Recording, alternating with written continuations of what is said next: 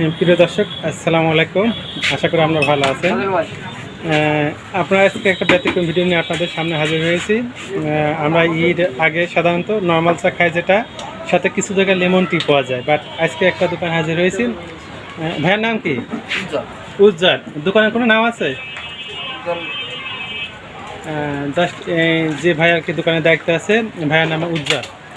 এখানে আমরা সাধারণত সিঙ্গেল মানে একটা কোনো চায় দেখতে পাই। এখানে দেখেন চায়ের ভিন্নতা কিছু দেখা যাচ্ছে।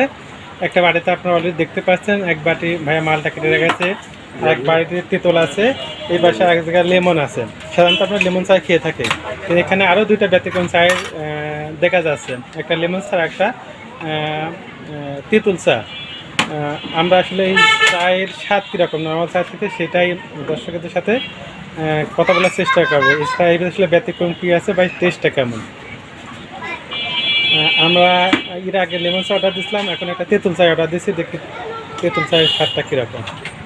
আচ্ছা, আপনারা দেখতে পাচ্ছেন তেঁতুল চা কীভাবে তৈরি হয়েছে, সেটা ভাইয়া তৈরি করছে, আমরা ভিডিও দেখানোর চেষ্টা করছি।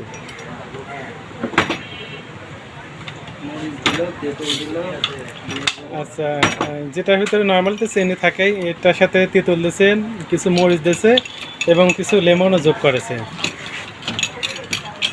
ভাই এখন সেটা আমার বাংলায় বলি চা, সেই ঘরটা যেরকম আগে দেখেছি, সেই দাদিরা যেটা লাগা পান করে খেত, পান বানাইতো, সেইটা সেই ঘটির ভিতর দিয়ে গ্লাসের ভিতরে উনি সেই ঘটিটা দিয়ে চা ঘটছে।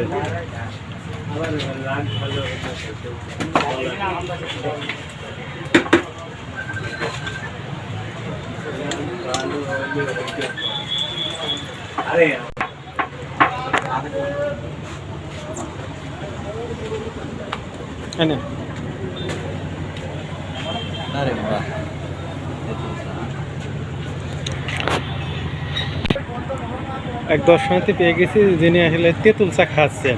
এই তেঁতুল চা নর্মাল চার ভিতরে ডিফারেন্সটা কি বা এটা স্বাদটা কেমন, তার কাছ থেকে আমরা জানার চেষ্টা করব।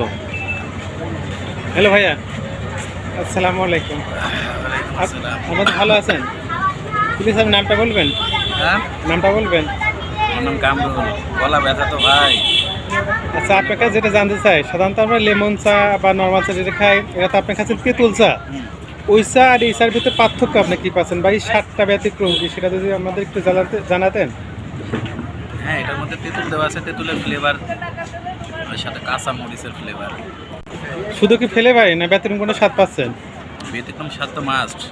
সেই আর একটা ঝাঁজ ঝাঁজ আছে, যেটা আমার গলায় আরো বেশি হিট দিচ্ছে। ঝাল ঝাল ভাব আছে, সেই ফ্লেভারটাকে আপনার ভালো লাগছে?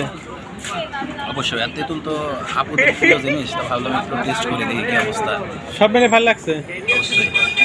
দর্শক, আপনাদের যেমনটা বলছিলাম, এই ভাইয়া অলরেডি তেঁতুল চা খাচ্ছে, যেটা ওনার মুখে শুনলাম অবশ্যই ব্যতিক্রম স্বাদ আছে এবং ঝাঁঝালো একটা ভাব আছে, যা ওনার কাছে ভালো লাগছে।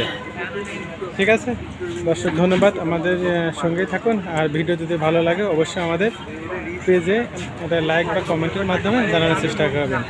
এই ভিডিও এখানে শেষ করছি। ধন্যবাদ।